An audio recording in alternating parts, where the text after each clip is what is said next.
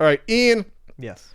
There was a Terminator game for the NES that came out. Not that good. I think only 2 stars according to a certain NES guidebook, or 1.5 stars. But that was not supposed to be the original Terminator game. There was supposed to be one that came out before that. Yeah, and it was turned into Journey to Silius. Journey to Silius by Sunsoft. By Sunsoft, the name that you can trust. Yes.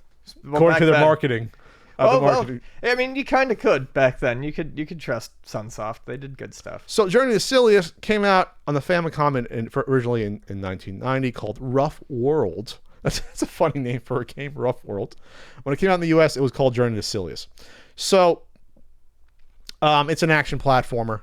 You get different guns. It's a fairly difficult game. Most Sunsoft games are fairly difficult. It's difficult. It's fun. It's got great music. Which is a trademark of most Sunsoft games from that era.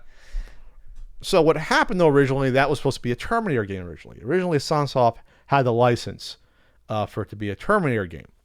And we have never seen really gameplay footage of it in its Terminator motif before that. But now it's been revealed. We found the Terminator promo tape from CES back in 1989, the Las Vegas WCES. That'd be West CES, because originally there was one in Vegas and one in Chicago. Then they just combined them all. So they unveiled the Terminator in this little promo video touting how Sunsoft rules. Come after us. They showed off.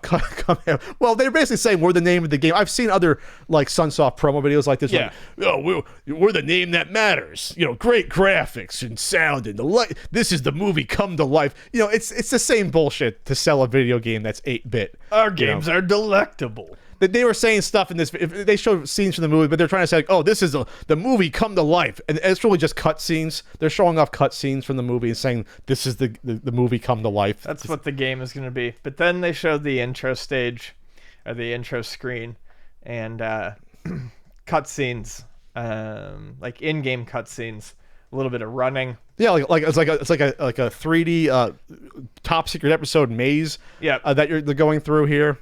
They showed the Terminator holding a gun. It shows you dying. So I don't know at that point if that was going to be not a 2D game or a third-person game, because from the visuals there, it's not clear at that point what type of game it is. Yeah, yeah, because then it shows you another cutscene. Sarah, where are you? Shows you running. It says you're hit bad, and there's a skull that's so. Yeah, I mean, I'm not sure. At this point, did it start off as one thing? Then did it slowly become another thing? Yeah, almost like an adventure title. And then the license got ripped away. It looks like it started off as one type of game and went through some changes while it was within while it had the Terminator license. And then when the license was ripped away, we got Silius. It's weird because, you can't tell what that's supposed to be, but it doesn't look like a side-scrolling action platformer. This comes from Gaming Alexandria. Terminator Why So Silius is the name of the article. So it seems like, according to this article, the game had not been in development for very long, and the promo videos only featured the game's title screen and some cutscenes. Okay, so those are some cutscenes that wouldn't be an adventure game. But it looks like to me that's not all cutscenes, though. It almost looks like that's like a deviation path, maybe, for you to get killed by the Terminator. Anyway, I was sent a tape with Sunsoft promo videos from the show, and here it is, the only surviving video footage of Sunsoft's Terminator for the NES, when it's really just maybe a proof of concept. Right. And then they say, we're the title holder at marketing. They show the image of the kid holding the zapper in the chair in the tropics, which I've seen that picture before. I've seen that in comic books. I remember seeing that advertising. Advertising in the 80s and 90s for video games was the best.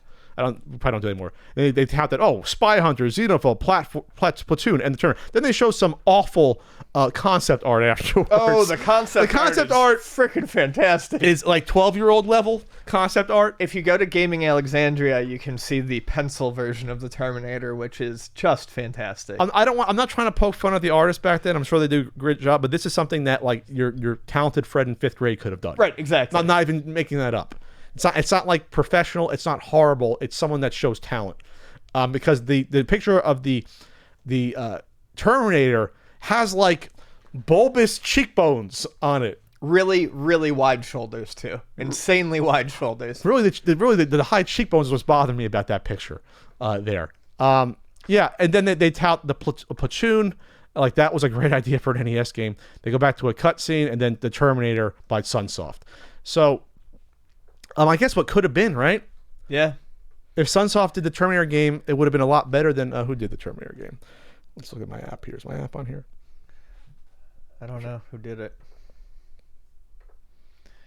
Terminator. Let's see who can find it first.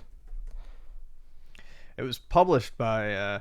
Now everything that comes up when I type Terminator NES is the Sunsoft. Mindscape published it, developed by Radical Entertainment. Oh yeah, no. They didn't do a lot of good stuff, did Nope, they did not. they? 1.5 stars, according to a certain NES guidebook and app. So yeah, if they had, it would have been great because they could have said they did, basically 2 of the best movie license-based games on the Nintendo. Oh, what's the other one? Batman. Oh, Batman. Batman was really good as well. Yeah, Batman was good.